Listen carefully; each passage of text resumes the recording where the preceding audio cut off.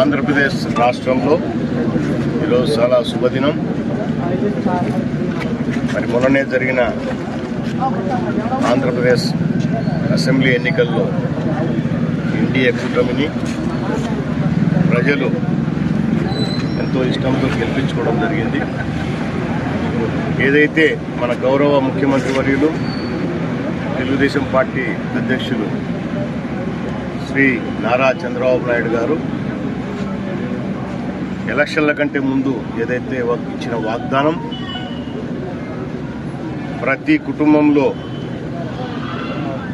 ముసలి వాళ్ళు కానీ, వితంతువులు కానీ, వికలాంగులు కానీ, ఇంకా అనేక రకాల అంటే ఒంటరి మహిళ కానివ్వండి, పూర్తిగా ఆరోగ్యం బాలేక బెడ్ రిడెన్ అయిన వాళ్ళు కానీ, డప్పు కళాకారులు కానీ, అలాగే మత్స్యకారులు కానీ, ఇలా రకరకాలుగా పెన్షన్స్ స్కీమ్ ఏదైతే ఉందో వాటన్నిటికి కూడా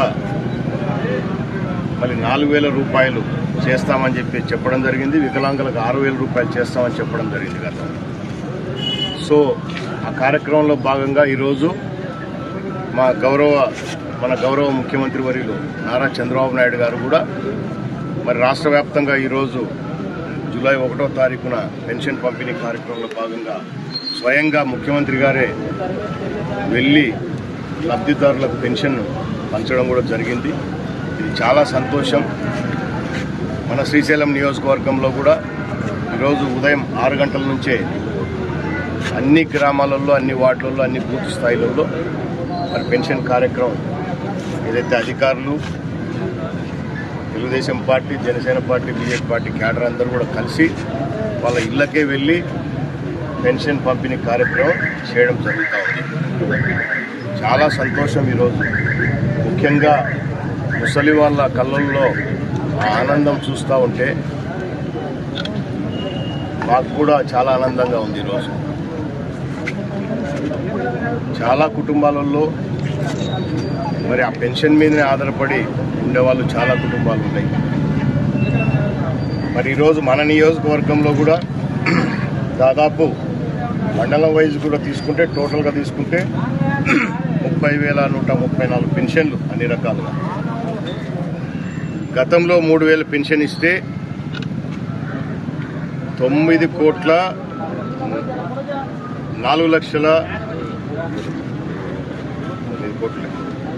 పెన్షన్లకు 30,000 కలుపుకుంటే 9,04,02,000 రూపాయల పంపిణీ జరిగేది. మరి ఈరోజు అది 4,000 రూపాయల పెన్షన్తో 12,05,36,000 రూపాయలు నియోజకవర్గ వారిగా ఇవ్వడం జరిగింది. దీనికి 3,000 అదనంగా మళ్ళీ కలిపి ఈ నెల ఇచ్చినాం కాబట్టి అది మళ్ళీ 9,04,02,000 రూపాయలు. అంటే దాదాపు ఈ ఒక్కరోజే అంటే ఈ నెల నియోజకవర్గంలో 30 కోట్ల రూపాయలు పెన్షన్ పంపిణీ కార్యక్రమం జరిగింది. నేను ఒకటే అడుగుతాను, ఈ వైఎస్ఆర్ పార్టీ నాయకులు, వీళ్ళు ఎలక్షన్ల ముందు ఎన్ని దుష్ప్రచారాలు చేశారు ఈ దుర్మార్గులు మా మీద. తెలుగుదేశం పార్టీ అధికారంలోకి వస్తే మీకు పెన్షన్లు తీసేస్తారు, ఇంటింటికి వచ్చి పంచరు అని చెప్పేసి దుర్మార్గంగా మా మీద దుష్ప్రచారం చేసినారు. ఇప్పుడు ఒకసారి కళ్ళు తెరుచుకొని చూడండి. మీ మాదిరి 3,000 రూపాయల పెన్షన్ చెప్పి సంవత్సరానికి 200 రూపాయలు ఇవ్వాల మేము. ఒకటేసారి 4,000 రూపాయలు పంపిణీ. అది కూడా ఈరోజు నేను ప్రత్యేకంగా ఎవరైతే తెలుగుదేశం పార్టీ మీద దుష్ప్రచారం చేసి పని కట్టుకొని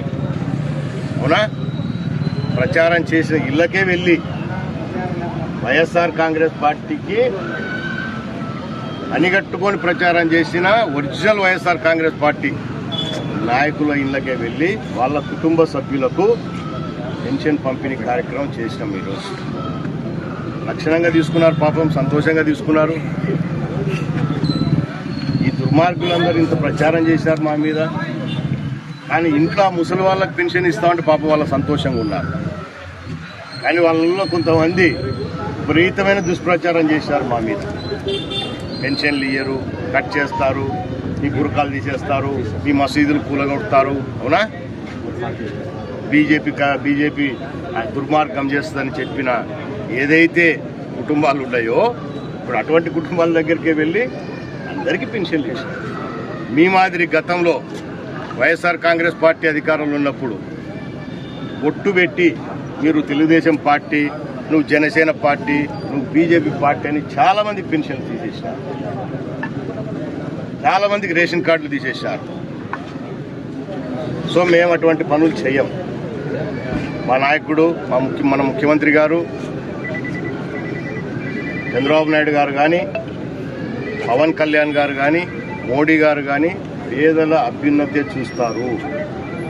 మీరు ఓట్లు వేసినా వేయకపోయినా ఖచ్చితంగా ప్రభుత్వం నుంచి మీకేదైతే లబ్ధి రావాలో అవన్నీ దగ్గరుండి చేస్తాం మీకు కూడా.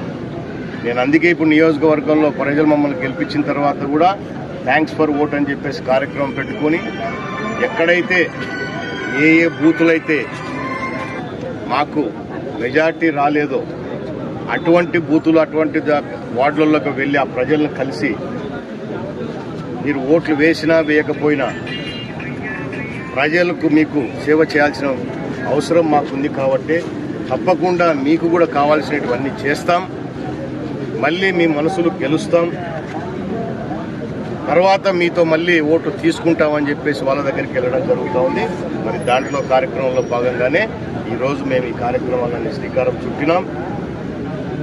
శ్రీశైలం నియోజకవర్గ ప్రజల తరఫున, పార్టీ నాయకులు కార్యకర్తల తరఫున, ఈ పెన్షన్దారుల తరఫున, అందరి తరఫున కూడా మన గౌరవ ముఖ్యమంత్రి నారా చంద్రబాబు నాయుడు గారికి ప్రత్యేకంగా ధన్యవాదాలు తెలుపుతా ఉన్నాం మేము. ఎందుకంటే ఇది ఆషామాషి విషయం కాదు. ఈరోజు రాష్ట్రం అన్ని విధాలుగా రాష్ట్రాన్ని సర్వనాశనం చేశారు వైఎస్ఆర్ కాంగ్రెస్ పార్టీ. వీళ్ళకి అధికారం ఇస్తే అధికారాన్ని అడ్డం పెట్టుకొని ప్రజలను భయపించి కొన్ని వ్యవస్థలను అడ్డం పెట్టుకొని అడ్డంగా దోచేసి విపరీతంగా అప్పులపాలు చేసేసి రాష్ట్రాన్ని సర్వనాశనం చేసినారు. మళ్ళీ ఇప్పుడు ముసలి కన్నీరు కాలుస్తూ ఉన్నారు. ఏమీ కాలేదు, 15 రోజులు కూడా కాలేదు, ఎలక్షన్ జరిగి 1 నెల రోజులు కూడా కాలేదు, అప్పుడే అన్యాయాలు అక్రమాలు జరిగిపోతున్నాయి. పాపం తెలుగుదేశం పార్టీ ఏం అక్రమాలు అన్యాయాలు జరుగుతున్నాయి? బుద్ధి లేని వెదవల్లారా మీరు? రాండి ఇప్పుడు ప్రజల్లోకి, సిగ్గుంటే ధైర్యం ఉంటే రా. తెలుగుదేశం పార్టీ, ఎన్డీఏ పార్టీ ఏం చేస్తుందో చూడండి. ఉన్నవప్పులు లెక్క ఇంట్లో ముడుచుకొని కూర్చోవడం కాదు. గెలిచినా ఓడినా ప్రజల తరఫున పోరాడాలా. అది పార్టీలు, రాజకీయ నాయకత్వం అంటే రాజకీయ పార్టీలు అంటే ఏంటివి? ఉన్నవప్పులు మాదిరి ఇంట్లో కూర్చుండేది కాదు. రండి ఇప్పుడు కళ్ళు తెరుచుకొని చూడండి ఏం చేస్తున్నామో. ప్రజల్లోకి వచ్చి మేము గెలిచిన వెంటనే ప్రజల్లోకి పోతున్నాం. ఈ మాదిరి అధికారాలు చెలాయించని కాదు, పెత్తనాలు చెలాయించని కాదు, ప్రజలకు సేవ చేయడానికి మేము ఉన్నాం. విపరీతమైన దుష్ప్రచారాలు చేసినారు మా మీద. నియోజకవర్గంలో అడ్డంగా సంపాదించినాడు ఈ చక్రపాణి రెడ్డి. అవన్నీ కక్కిస్త బిడ్డ అని మొదటి నుంచి చెప్పుకుంటూ వస్తున్నా, ఇప్పుడు కూడా చెప్తా ఉన్నా. చక్రపాణి రెడ్డి చేసిన అక్రమాలు, ఆయన తరఫున ఆయన అనుచరులు కొంతమంది ఉన్నారు, వాళ్ళు చేసిన అక్రమాలు అన్నీ పీకుతా, వీళ్ళ తోలు తీస్తా, వదిలే ప్రసక్తే లేదు. ఎంతమంది నష్టపోయినారు వీళ్ళ వల్ల.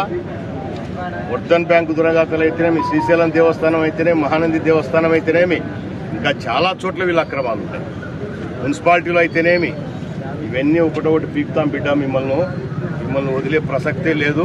ప్రజలకు మంచి చేస్తాం, పార్టీలకు అతీతంగా పనిచేస్తాం, మిమ్మల్ని తోలుతీస్తాం. ఈ 3 కార్యక్రమాలు ఖచ్చితంగా జరిగి తీరుతాయి. ఈ 3 కార్యక్రమాల్లో వేటిని వదిలే ప్రసక్తే లేదు.